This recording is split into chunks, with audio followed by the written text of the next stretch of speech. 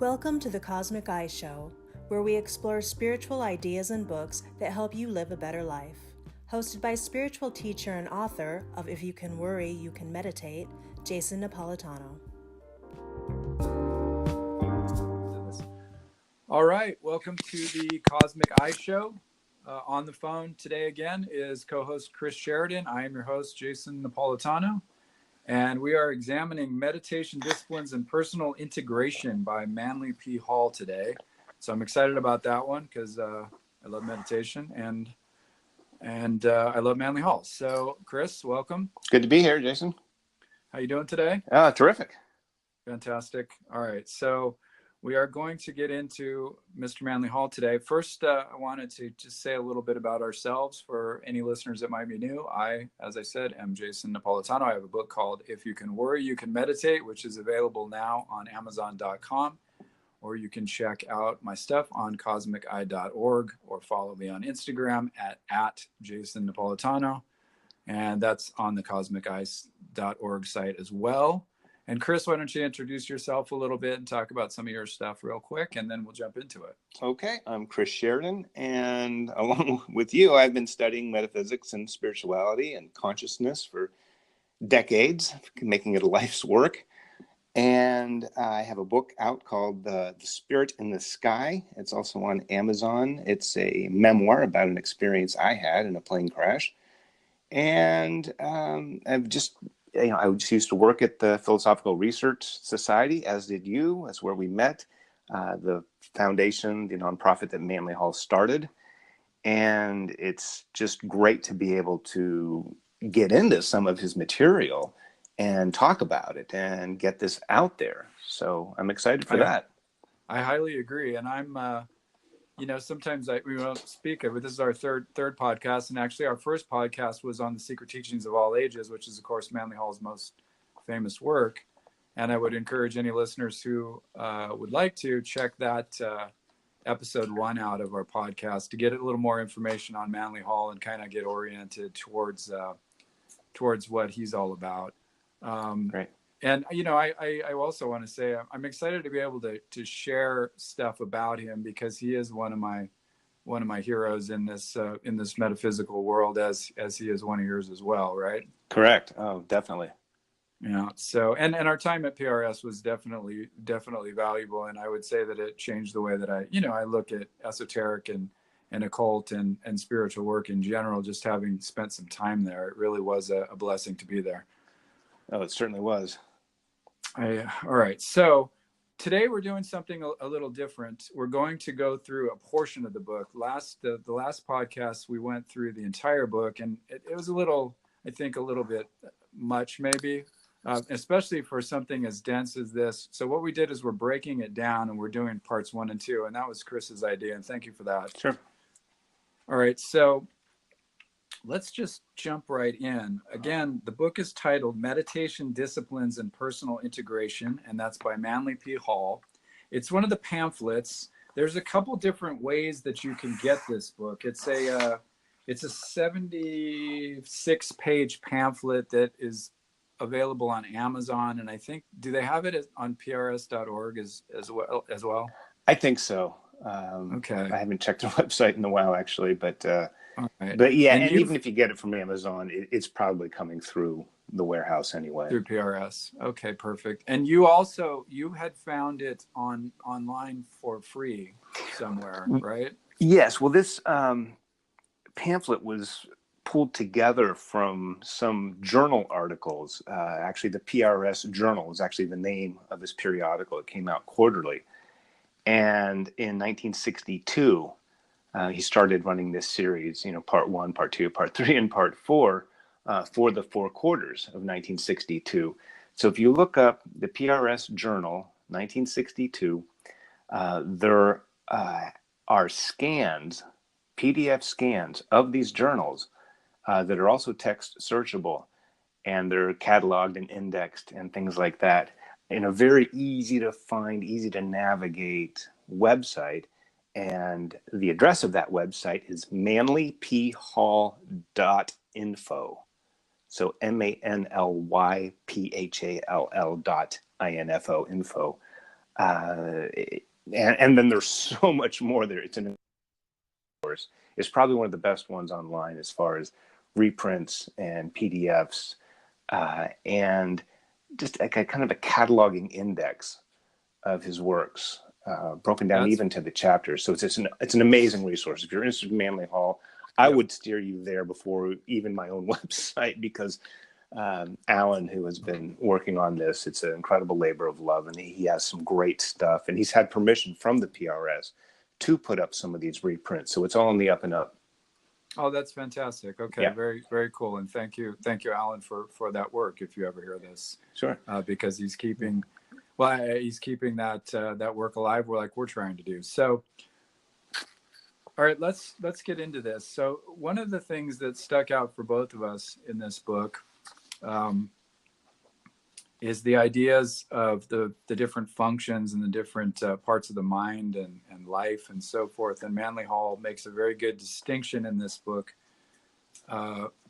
about thoughts, feelings, actions, and so forth, and breaks those down. Talk a little bit about that and how that stuck out to you, and then I'll say some of my ideas on that as well. And I think that's really a lot of times we don't think about, because we think normally as like a concentration exercise. I'm just sitting down and I'm oming, or I'm chanting, or I'm focusing on a holy object or something like that. But Manly Hall's version of it is really quite a bit more comprehensive and more Western in its scope. So can you talk about that a bit? Well, sure. The distinction he makes between contemplation and meditation is that contemplation is relaxed and focused thought on something you either know or something you know about. So it could be, well, I'm just going to focus on, relationship, or even just on love, or even just on something general, but it's usually connected with something or some situation or condition that is known. Maybe not all is known about it. That's why there's contemplation, so you can unfold more about that. But it does have a core or a seed kernel in something that's known. Contrasting with that, he mentions that meditation is more for the soul, that it is free of any thought object or feeling or even a concept, that you're really just pondering without really even grasping a thought. You're just opening yourself up to the mysteries of life and things that maybe can't be known directly, but you're having a direct connection, a direct interface with spirit and the all that is, that's apart from the things and the stuff of the earth plane. So that's a great point. And I think that feeds in then to the idea that you talked about earlier when we were speaking before the show, how that meditation, in a sense, you didn't use these words, but I wrote this down, that it sort of creates a gap between, for example, thought and action, or thought and emotion, or those different sorts of states. And it allows you to sort of make a choice in there, instead of being directed unconsciously by I'm angry and then I lash out, or by this guy cut me off in traffic, so I'm forced to flip him the bird, or whatever happens.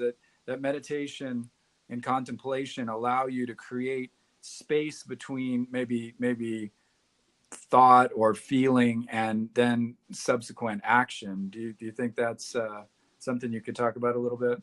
sure, the gap, this separation in the meditative state, is to separate your thoughts, or say, let me put it this way, and this I think is close to the way he put it, that Manly Hall put it, was that you're separating the thinking mechanism, that is your cognizing ability, whether it's through logic or reason, the functioning of the mind, separating that from the thoughts that you're thinking. So you're separating the thinker from the thought. You're separating, in the emotional category, you're separating the feeling process from any particular emotion. Even the physicality, even the physical body, because a lot of times, meditation is so linked in with the body, because it's, nowhere else can you find a direct connection between the mind and the body, between, relaxing, breathing, meditative and contemplative practices. You can count backwards from 10 with your eyes closed, and you can just see that and feel that your heart rate has been reduced. I mean, it just happens right away. But even on the physical level, that you're separating your physical existence or your concept or your sense of being alive, you're separating that out from your body. And the reason for this separation is that these faculties, these functions get so conditioned, and I might even say contaminated, by years of use. Just like a component, like the pipes in your house, or the exhaust system in your car, or something like that. It gets used and it gets used and it gets used, and maybe some things that worked out, some ideas, some thoughts, maybe some feelings and beliefs that you have about the world, and even some aches and pains or parts of your body that you're aware of, have come about through years of experience and different situations that maybe have caused this type of thinking or this emotional reaction. And those become so ingrained that we don't even really think about them. Those sort of become the paradigm under which we operate personally. Well, they become so unconscious, then they become habitual and unquestioned, don't they? And then they're not even recognized, because it's just kind of like how things are. Yes, and much less being questioned or anything. For sure. So this is a separation from just feeling the thinking. I have a thinker component. I have this thinking capacity. I can cognize. I can do that. I'm just working on the thinker, not what I'm thinking about, not trying to change my thoughts, not even trying to improve what it is or how it is I'm thinking. Do you remember that? I hate to bring my book up, but do you remember that section where I talk about the witness behind the thoughts and trying to watch the thoughts dispassionately? Right. I think that's exactly it. That's what he's getting at, isn't he? And the same thing with your feelings. I have feelings. I am a feeling person. But I'm trying to separate that from what it is I feel, how it is I feel about this thing. Exactly. And you're not going to lose that. You're still going to feel about things. You're still going to think about things, and you're still going to live in your body. But you're taking a break from the stuff of it. Just, again, I'll go back to the car. It's instead of like, well, what gas am I going to put in my car? I'm going to drive on a better road. I'm going to, use my car in a better way. You're not even driving the car at this point. You're just working on the car. You're just improving the functionality of the car, just like your thoughts, feelings, and your physicality. So the meditation and the contemplation then become almost like a form of like a mechanical, what do you want to call it? Like a tune-up or something for the brain, in a sense. Sure. Yeah. Well, the brain, you could even use a computer analogy that it's not that you're, writing something better in your word processor, you're looking at better websites through your browser. You're actually taking the computer offline, and maybe you're optimizing the hard drive. Maybe you're clearing out the junk stuff that's slowing it down. You're just making the operation of it more efficient by detaching from, because it's burdened by, there's a difference between driving your car up a hill if it needs a tune-up. But if you're not even driving it, and then you're working on maybe, fix the spark plugs or improve what you need to do so it runs more efficiently. So we're not trying to drive it and fix it at the same time. This is leaving what it is you're thinking about or feeling or experiencing in your body. You're just separating out from that, and we're just having an experience. And the way you said it is perfect with the witness. And if a thought or emotion or, body ache or pain, gets in or it crops up, and it can, then just notice it. Don't try to get rid of it. Don't try to improve it or change it or anything. Just say, oh, that's there. Okay. And you notice that because you have a cognizing ability that noticed that, but then let go of that and get back to just the function Well, he talks also about throughout the book. And the interesting thing about this, just a really quick aside, of all Manly Hall's work, and this book in particular, is that, you know, it is linear in a sense, and there's, you know, there's a coherent structure to the book. But the beauty of Manly Hall's work is the fluidity and the kind of, it's packed full of so much good stuff that it's almost like an exercise in contemplation just to read the book. You've got to spend enough time on each sentence and paragraph to really allow it to penetrate. And one of the things that he talked about in there that I thought was so great throughout it, and then I didn't, at first I was kind of confused by it, but he kept talking about thoughtfulness. And my mind immediately goes to being thoughtful towards other people and, you know, being a nice person. But I think what he's talking about, and correct me if you see it differently, but I think he's talking about being mindful, not so much thoughtful, but mindful and in the moment and paying attention to what's actually happening within and without, so that you can be a nice person and a good person and a you know, a just person. And I think that's one of the things that is maybe missing in some people's practice today. And Manly Hall stresses this a great deal in the book about how meditation and contemplation are helping one to be a better person. Right. Right. And it's by this detaching from the worldly conditioning that affects our soul and our being, that we can actually get some leverage and can actually do it, because it's all that stuff is actually keeping us from a higher spiritual state of consciousness. Yeah, because we're habitually acting instead of consciously acting, right? Yeah. And you're not even trying to elevate your thoughts or even, you know, raise your vibrational frequency, or which you're probably doing anyway if you're doing this, but you're not really directly. You're just separating the thinker from the thought, the feeler from the emotion, and the living being from the physical body long enough because that is where spirit is. Yeah, your soul, if we indeed do have an eternal soul that goes on, that was somehow present before we entered this world and will continue after we as a physical, mental body leave. Amen. Those are beyond that anyway. The things of the soul, the things of spirit, the things of God, if you choose to use that, I like that word. Those are really apart from the world. I mean, Jesus spoke of that, Buddha spoke of that, this kind of detachment, the world of illusion, the Maya from the great Indian friends. But this is what's so great about this book.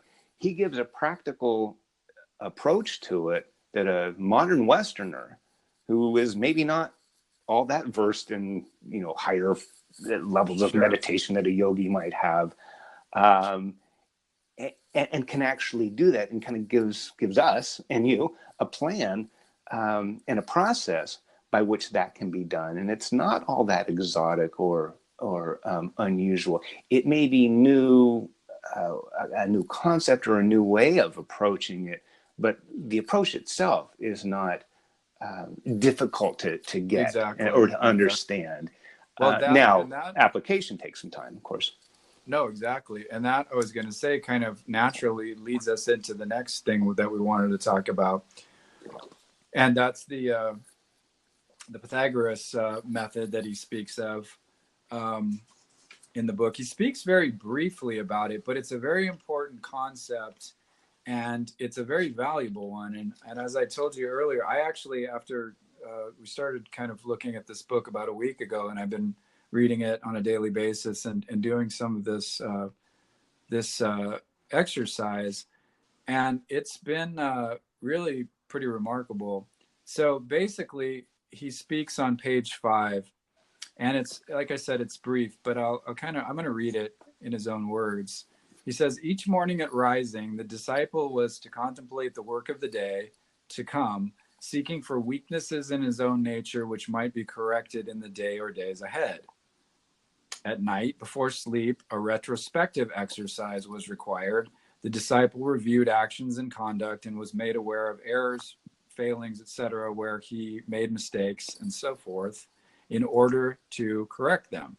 So basically, the person who's practicing this, and like I said, I've been doing it myself. In the morning I get up, and before I get out of bed and before I do my meditation, or right before I do my meditation when I'm sitting, I sit and go through and I think about the tasks that are coming up. And deeper than that, it's not just like a to-do list, but I think about the emotional content that goes along with it, and I look at what I'm trying to accomplish in a big picture sort of way, and so on, so that I'm trying to activate those different parts of the self that to get them on board, so there's no resistance that I'm unaware of. I watch the thoughts and feelings that come up when I think about the different achievements that I want to make during the day and so forth. It's very, very illuminating. I highly suggest it. The other part of it that's really great is the retrospective exercise, where before you go to sleep, and do this, if you're an anxious person, do this well before you go to sleep.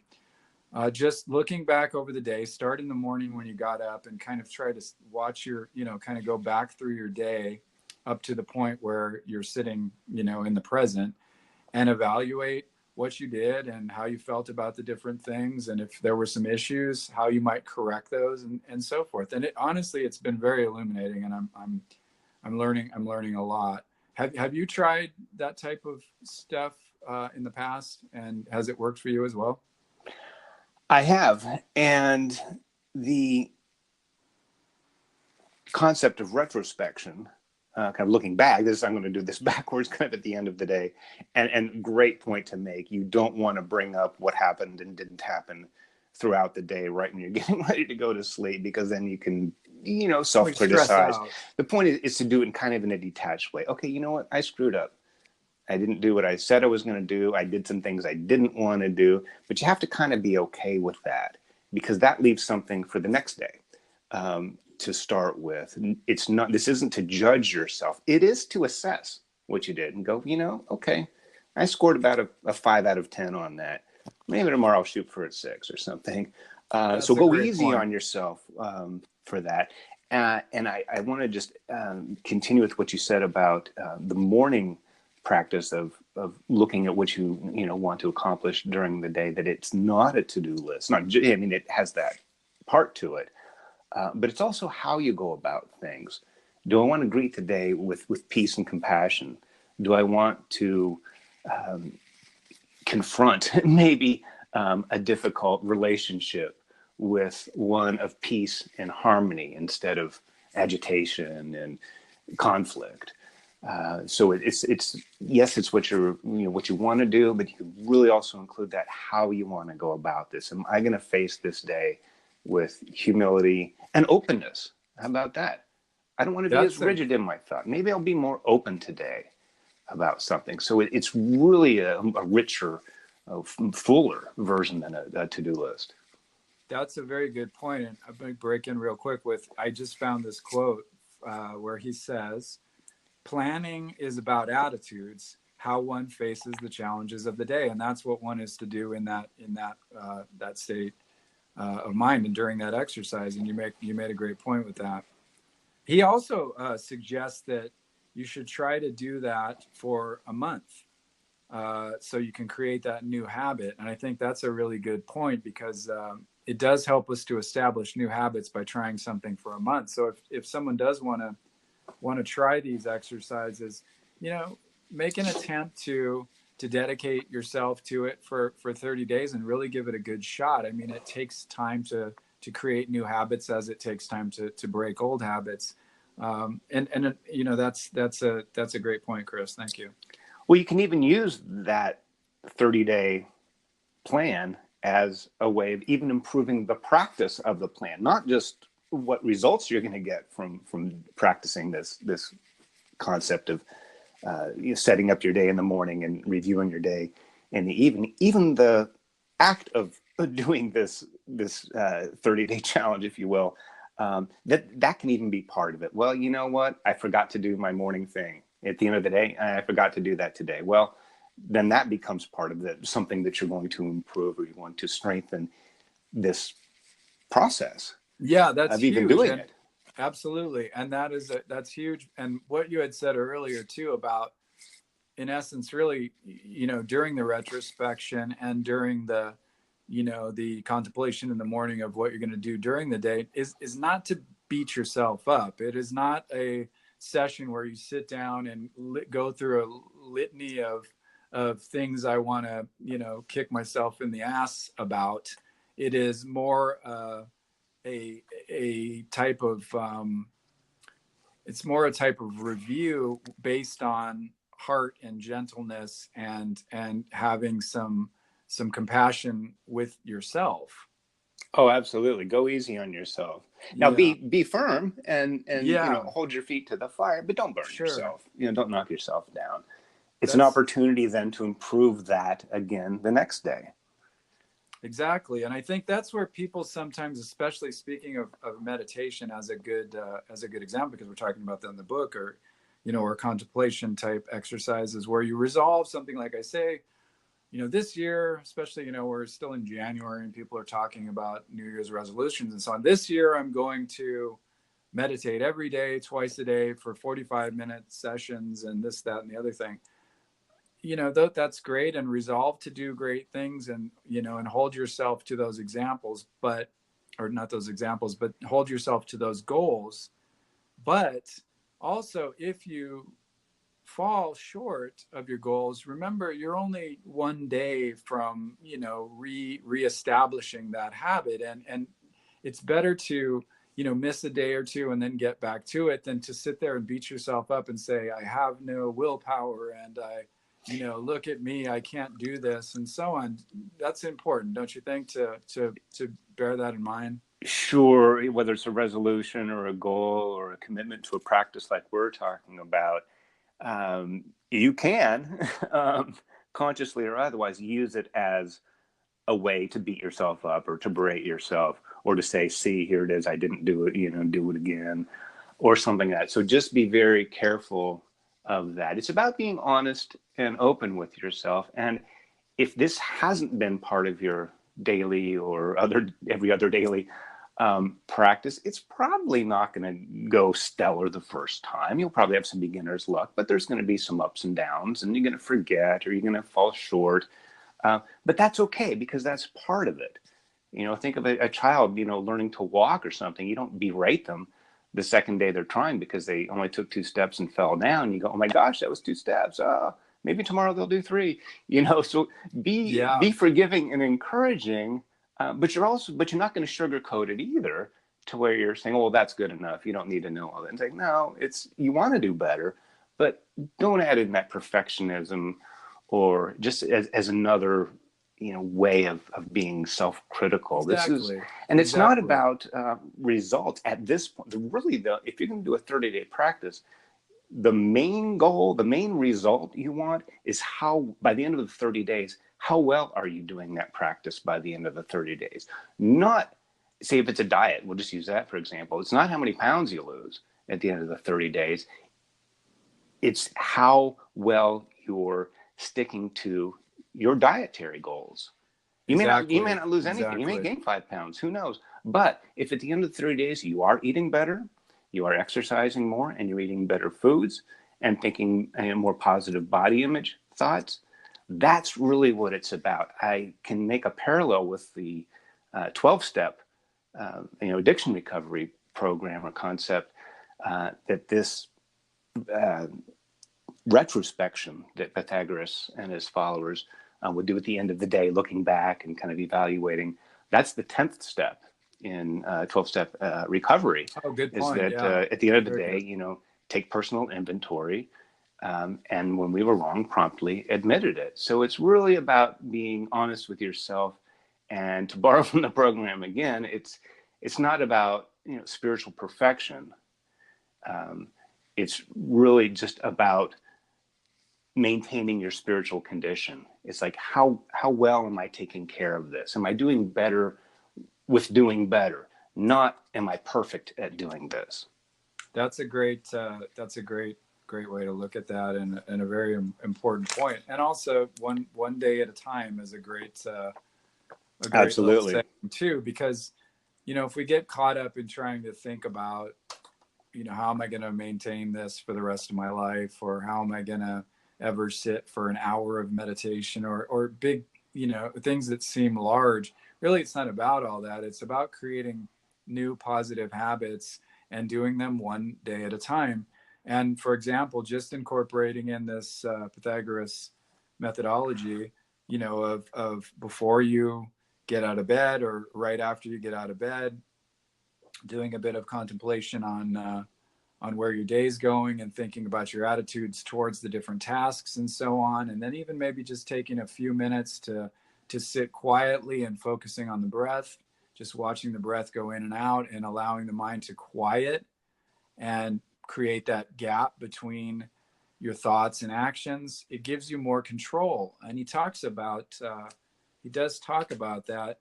And I can't see where, let's see, I had a great quote for that. If you can't, it's something, I'm going to worry about it, but it's basically saying that if you can't control your mind, you can't control your actions, and you're not going to be able to control your life. So, and I mean control in the sense that, you know, that as much as the ego can control a life, but, you know, it gives one a powerful kind of tool to go into the day with more energy and I think more focus. And then that second tool, of course, being that retrospection at the end of the night and looking back over the day. So, I mean, if one could incorporate those two practices and take, you know, maybe 5-10 minutes in the morning and 5-10 minutes at night and do that for 30 days, you will really see a difference in your life. Would you agree with that?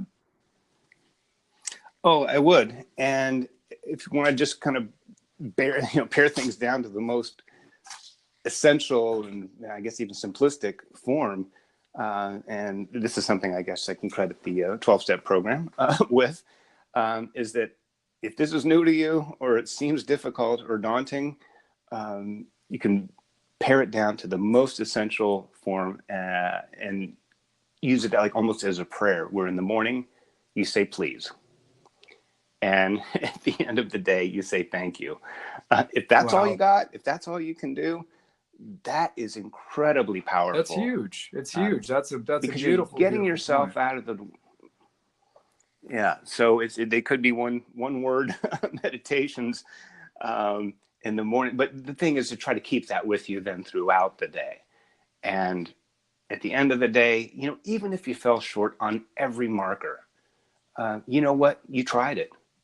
And you recognize that at the end of the day. And if you can do that without self-judgment or criticism, then you're just set up even that much better for the next day. And you're increasing every single day, you're increasing your capacity for greater consciousness.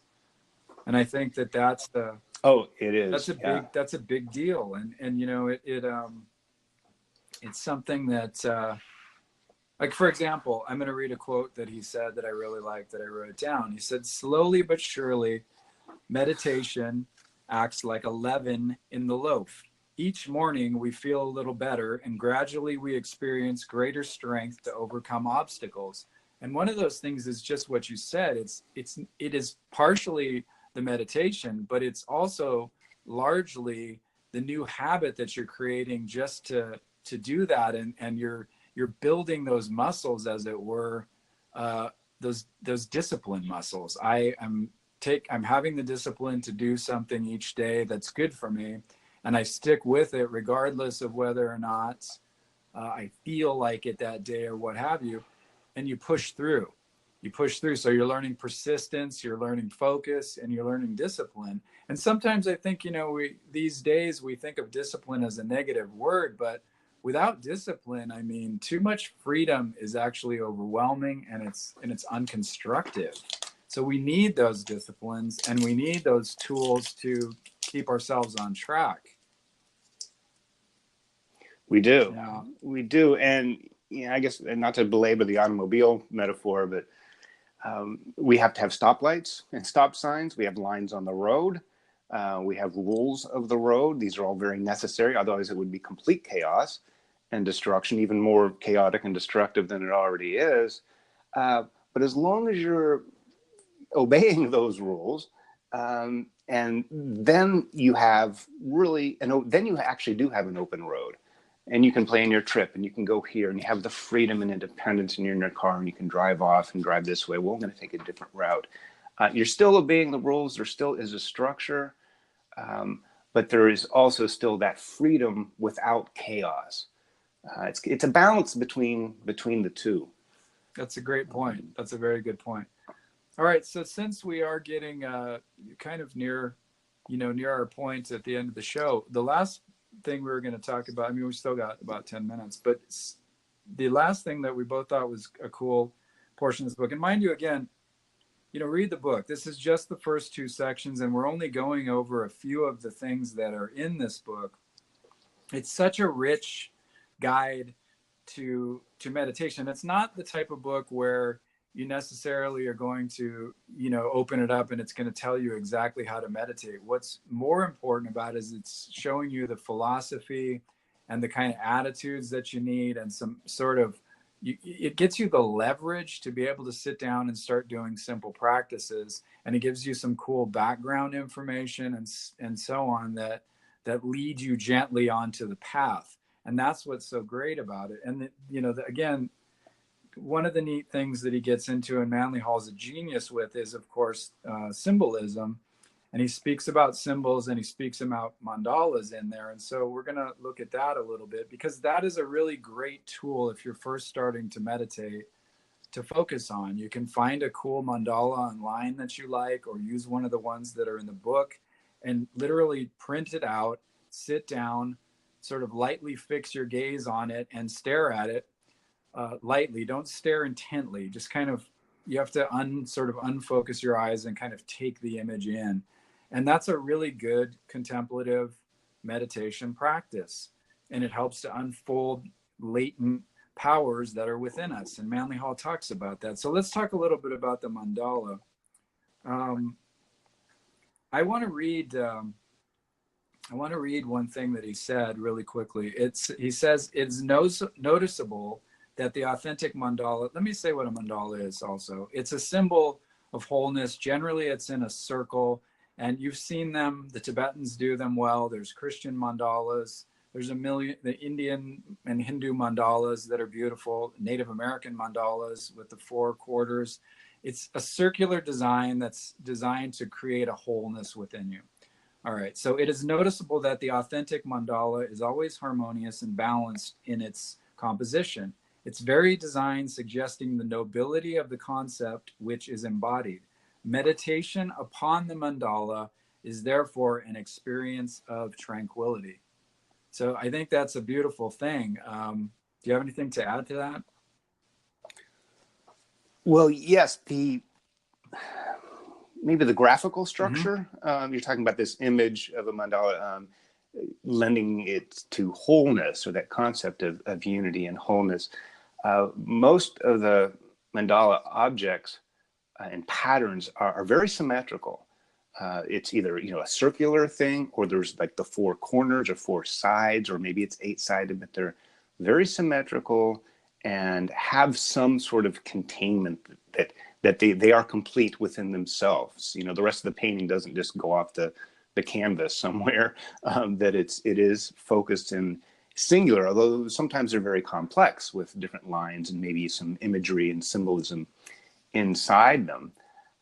But they're also somewhat abstract, even though there might be a symbol of, it could be an elephant or something that's representational of something in the real world.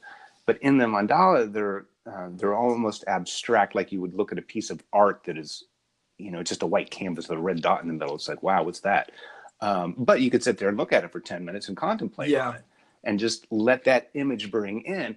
And the real gift of having a mandala to look at as really the focus for a meditation or a contemplative practice is that if you're focused on this mandala and you're not necessarily interpreting it as maybe to its meaning, you're just letting it work on you. Almost, it's kind of a very active passive combination. You're passively open, but you're actively present with it. Guess what you're not doing? You're not thinking about what happened yesterday. You're not worried about the neighbor's barking dogs next door. You're Indeed.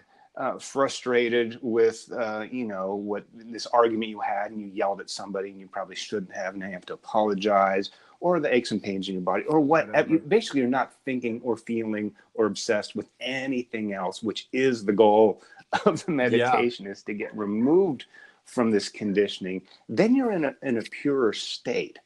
And then your thinker and your feeler and your cognizer of your living being can actually maybe be free to be itself for a while, free from these burdens and chains. And then you're lost in this mandala. And it's not so much that you're bringing spirit in and you're turning up consciousness or you're elevating your, contemplative awareness.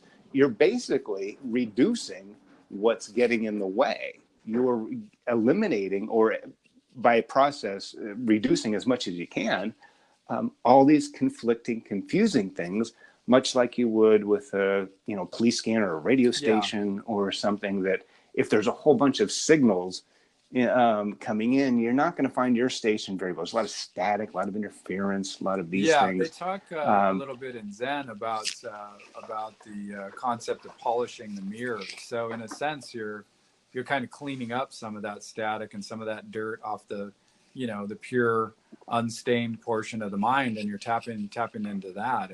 That sounds like what you're saying to some degree.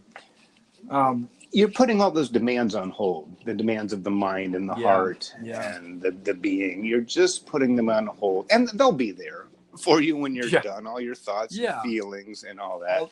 They'll still be there. But you know what? Maybe when you're done with your meditation, after you've been involved in a practice for a while, they may not come back as strongly. They may not be that important. They may not be that troublesome as they once were. Exactly. And that's an interesting point. That's what I've found. And I talk about that a little bit at the beginning of my book. And I in my own experience with meditation, I found that over time, meditation has helped nearly eliminate things like depression and anxiety and this kind of, wandering thoughts and all of these things that we take for granted as being just part of the human condition. And I'm not saying I don't have any of those things, but it definitely gives you perspective, and you're not as attached, and those things don't affect you in the way that they did when you were not meditating. And that's the beauty of them. In fact, some of them are even eliminated. So, that's the beauty. Well, those things need to be fed. Yeah. All those past wounds and resentments and betrayals and anything that's ever happened, things you're worried about in the future, they need to be maintained. And we don't realize this a lot of the time, but we are constantly feeding those things. Talk about nursing a grudge, that's a common term. It takes that. They need your psychic energy, your mental and emotional energy to persist. Yeah, you're right. The only reason why we still have them is because we're still feeding them. And this meditation, it actually starts off the food supply. So they, they're not so strong on their own. They're only strong because we feed them. And actually the word resentment is a re-sentiment, is to re-feel and to feel again. Yeah. Oh, Dad was betrayed. Oh, my girlfriend left me, or I lost this, or whatever it is. If you have to keep feeding those things, you have to keep feeling them again, or they will just go away on their own. Exactly. Because they're not really real. That's a great the thing happened once, and this is a tool to help you basically starve off the food supply for these things, and get a little bit of clarity, a little bit of distance, and then when they come up again, maybe you'd be like, well, gosh, do I really want to feed this? Yeah, exactly. No, that's a great point. And I think that's something, the meditation, again, kind of going back to what we were talking before, allows you to create that gap so that you don't necessarily need to feed. The thoughts can come and go. I mean, they're going to be there at times, but you don't get attached to them, and they don't push your buttons like they used to. And I think that's one of the important things. One of the important benefits by doing a practice of contemplation or meditation, one of the more important ones. All right, so just to kind of wrap up, we went over the first and second portions of Manly Hall's meditation disciplines and personal integration. Next week, we're going to go over the rest of the book, and then after that, I'd like to actually get into your book soon and talk about that, because we keep mentioning it, but I want to actually do a whole show based on your book. So we'll talk about that, but I want the listener to be looking out for that, because that's going to be a fun one. But so getting back to a quick overview, I think a couple of the things that people can take away from this is, one, if you're interested in doing that the Pythagoras disciplines, the contemplation and retrospection, Google that. There's a lot of information online about that if you want to go deeper into that and try that 30-day challenge that we talked about. And the other thing that you can do, before reading the book, if you want as well, is to print out a mandala or bring one up on your phone and use that as an object of meditation. Try it for 5 minutes, just kind of allowing your focus to stay on that image and see what comes up, and just watch the thoughts and so forth, and watch the breath and calm yourself down and see how that affects you, and just give that a shot. And try to bring a more contemplative, mindful approach to your daily living. Just be conscious of what you're doing. I think those are some of the bigger points that he made, and you'll find so many more great things in this book when you get it. And again, so if you want to go back to the beginning where Chris talks about where you can get the book for free, you can do that, or you can just Google it or look it up on Amazon. Do you have anything else to kind of tie this up with at the end of the program here, Chris? Well, even the title of this pamphlet, this is a rather large pamphlet, and again, like you said, it's very, very rich. You could read a paragraph or two and wow, just stop and think about that for a few minutes. That is called Meditation Disciplines, and we talked about that, and that discipline isn't a punishment. We thought you're going to be disciplined. That's how it's used in our language today, but that's not really it. If you love ice hockey and you have the jersey and you go to the games and you root for your favorite team and player and everything, you're a disciple. You're an enthusiast. You love it. You do it because you want it. You go out of your way to know the stats and the history of the team and the different jersey and everything else.